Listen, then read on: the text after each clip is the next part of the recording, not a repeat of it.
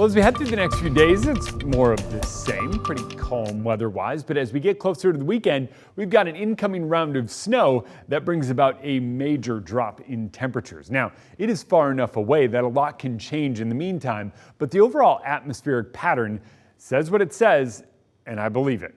And I think that we are talking a big shift in the weather pattern. Right now, high pressure dominates, and with that, we've got air stagnation concerns or poor air quality for south central Washington, and that likely lasts through Friday as that incoming storm moves in. Could get trimmed out a bit earlier with that storm moving in, but here's how it all plays out. Next couple of days, it's kind of more of the same. We'll see a little bit of snow in central Washington, and as we get a little bit closer to the weekend, we get that incoming push of moisture. Now, it comes in from the north, but it brings about a direct push of Pacific moisture, so it's pretty widespread.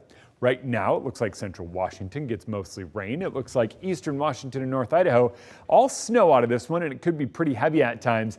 And I like to believe this. I really think that this is kind of how it works out. We will iron out more of it as it gets closer because keep in mind it's still a few days away.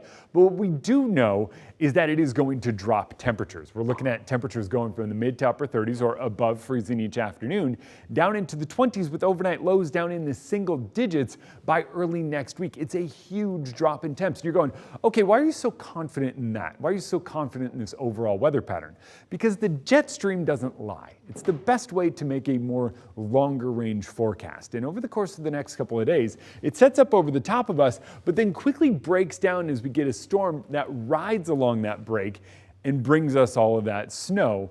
And then unfortunately, or fortunately, depending on the way you look at it, I know most viewers are going to say unfortunately, but I'm kind of on the fortunately side. We're heading back into winter. Colder air takes over much of the inland northwest, and that starts moving in this weekend, and it's going to be blustery on Saturday. It is going to stay blustery through early next week, and that equates to a huge drop in temps. Partly cloudy next week, a little more sun possible, but look at those temps, 20 or near it Sunday, Monday, Tuesday, and overnight lows dropping back into the single digits. So winter is far from over.